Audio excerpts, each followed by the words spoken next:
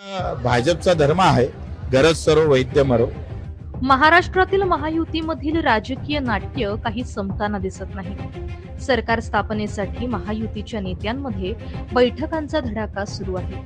त्यामुळे महायुतीत नेमकं काय चाललंय यावर विरोधकांनी सवाल उपस्थित केलेत. दरम्यान या सर्व घडामोडींवर राजकीय वर्तुळातून प्रतिक्रिया येत आहेत. त्यातच माजी आमदार बच्चू कडू यांनी देवेंद्र फडणवीस यांच्यावर भाष्य केलंय. देवेंद्र फडणवीस यांनी मला सत्तेसाठी फोन केला होता, मात्र माझ्या मतदारसंघासाठी काही मदत हवी आहे का, काही निधी हवा आहे का, यासाठी कधीही त्यांनी फोन केला नाही. किंबहुना मित्रता टिकवण्यासाठी देवेंद्र फडणवीस यांनी एकदाही मला फोन केला नाही.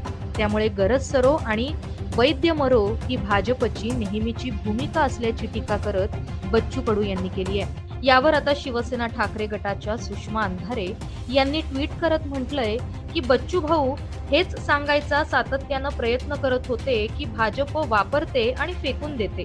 तुम्ही महादेव जानकर, राज ठाकरे आणि अजून काहींनी हा भस्मासूर वाढवला.